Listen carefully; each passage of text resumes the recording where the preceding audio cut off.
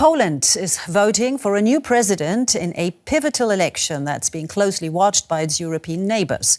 The pro-EU mayor of Warsaw is slightly ahead of his nationalist rival in polls ahead of the vote. The winner will shape the future of Poland's centrist government, which has seen its policies regularly blocked by the outgoing Conservative president. Although not as powerful as the Prime Minister, the Polish president has important executive and legislative authority, such as the right to veto laws passed by the parliament. The president can also appoint top judges, all of which can significantly influence the country's politics. The current government, led by Donald Tusk, the Prime Minister, needs its own candidate urgently to win in order to push through key reforms that are currently being blocked by the incumbent President Andrzej Duda. At the same time, this is a pivotal election for Poland and Europe as a whole. For Poland, obviously, in order to regain the state of law that has been dismantled by the peace government, and for Europe, that needs Poland as a strong player. Polish society has long been divided on key issues such as immigration, abortion, LGBTQ+ rights, judicial reform and the country's relationship with the EU. The wide range of candidates running in the election reflects these societal divisions. The campaign also mirrors a recent trend in other European countries, namely that far-right candidates are polling well. Who are the main contenders? Leading the polls with an estimated 32% is Rafał Trzaskowski, the Liberal mayor of Warsaw, and candidate for the ruling Civic Coalition. Trzaskowski promises a more progressive Poland with greater LGBTQ+ rights, abortion law reform and strengthening Poland's ties with the EU. Karol Nawrocki, a historian backed by the outgoing President Andrzej Duda and the opposition Conservative Law and Justice Party, is also in the running. Polls indicate that he has about 22.7% support. Nawrocki emphasizes traditional Catholic values and national identity. If the polls are right, he will face Trzaskowski in the runoff on June 1st. Sławomir Mencen, representing the far-right Confederation Liberty and Independence, is expected to come third with around 15%. Known for his nationalist and anti-immigration views, Mencen is backed by many Poles who are dissatisfied with the country's mainstream politics. This year's campaign has also been dominated by allegations of Russian interference in the electoral process. Will a wind of change blow a more liberal candidate into Warsaw's presidential palace, or is Poland set for another 5 years of a conservative president?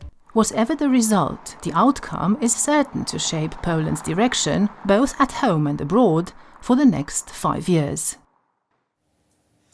And joining me now is Wojciech Szymanski from DW Europe, and you will shed some light on the Polish presidential election for us. Perhaps we should start by clarifying sort of the role of the president. It's not like the US president, but it's not quite as only ceremonial as, for example, the German president. So what exactly is a Polish president supposed to do? Well, the president in Poland is the head of state, so officially he is the most important person. However, it is not the president who runs the country. It is the government and the prime minister who have the most executive power in Poland.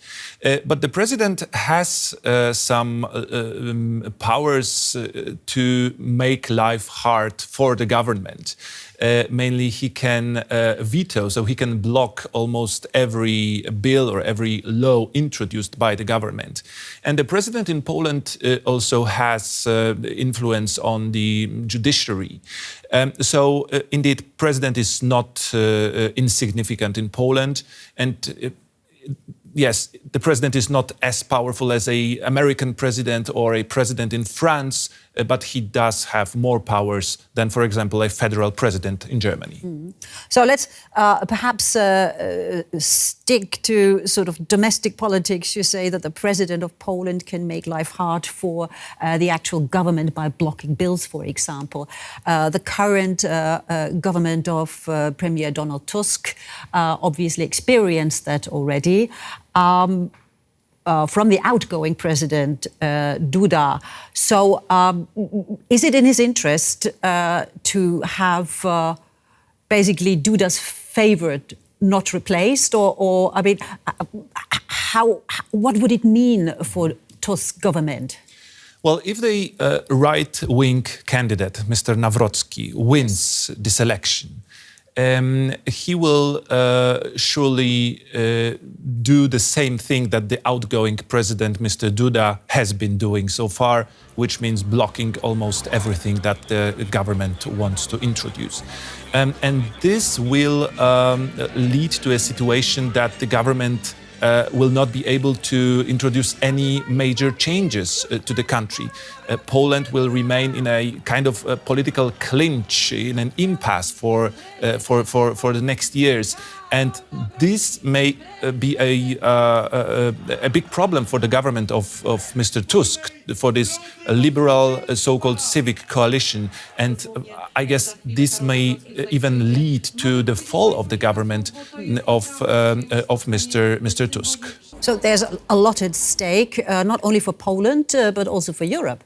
It is. People in Poland are actually choosing if they want to have this. It's not a parliamentary election in Poland today, it's the presidential election. However, somehow people are choosing if they want to have the liberal country or if they want to shift towards more maybe kind of an illiberal democracy or a more conservative, national conservative democracy, the one we see maybe in Hungary or in the US. And what do they want? What's the mood right now in Poland? Well, one of the most important topics of the election is the state security. Well, Poland is on the eastern flank of NATO, and like most of the countries in Central and Eastern Europe, Poland is concerned about aggressive Russia invading its neighbors. Poland has a border with Russia. Poland has a border with Belarus, a close ally of Russia. Poland has a border with the Ukraine, which has been fighting against Russian invasion for more than 3 years now. Facing the concerns about the future of NATO, with the role of United States not being clear right now, the state security is a big topic. Mm. So, will we know tonight which candidate made it?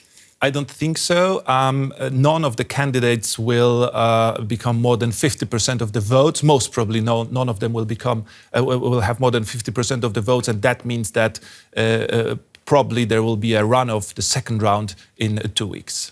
All right. Well, thank you so very much, Wojciech Szymanski from DW Europe. Thank you.